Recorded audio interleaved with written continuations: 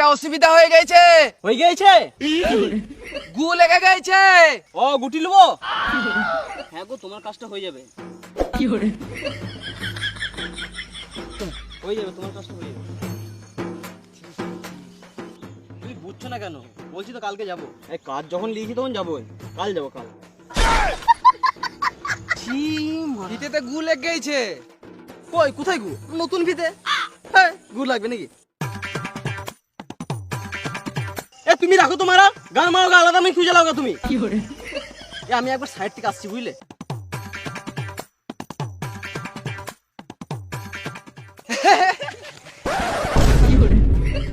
ঝগড়া হয়েছে ভাই ভাই, বেশি পিরিত মারিও না। আমি 1 মিটারও জায়গা ছাড়বো না, তাতে আমার 1 লিটার রক্ত চলে যাক।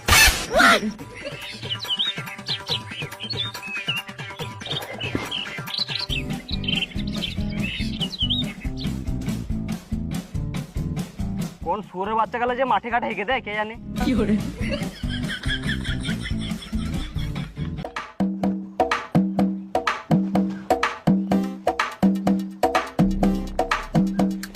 একটু চা হলে ভালো হতো। যাও একটু চা করে নিয়ে এসো। আমি পারবো না, ছোটকিকে বলো। হ্যালো, আমি সব করবো, তুই শুধু জায়গা নিবি। আমার ঘরে দুধ নাই। বেশ, তাহলে লাল চাই খাও। আমার ঘরে লাল নাই, না আমার চা পাতা নাই। না মানে চা খেলে মাইন্ড ফ্রেশ হয় তো, কাজটা ভালো হতো। এমনি তো আমার বাড়িতে 2-3 বার চা হয়ে যায়। বলছি দাদা, এখানে চায়ের দোকান কোথায় আছে?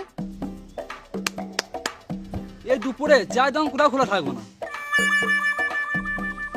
বুঝলে দাদা, অনেক জায়গায় জায়গা মাপতে যায় তো, সকালবেলা চা দেয়, দুপুরবেলা মাংস ভাত দেয়, এবং সন্ধ্যাবেলা বৌদিগুলোও দেয়।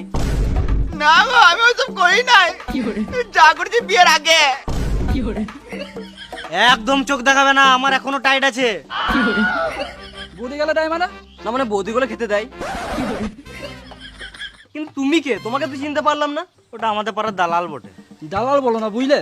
মিডিল ফিঙ্গার বলো, মিডিল ম্যান বলো, ব্রোকার বলো, কিন্তু দালাল বলো না, বুঝলে? শুনতে অনেক খারাপ লাগে, বুঝলে?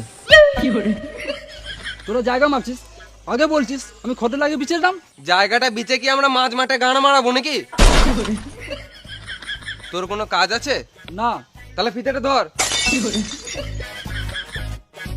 সোজা চলো, সোজা সোজা।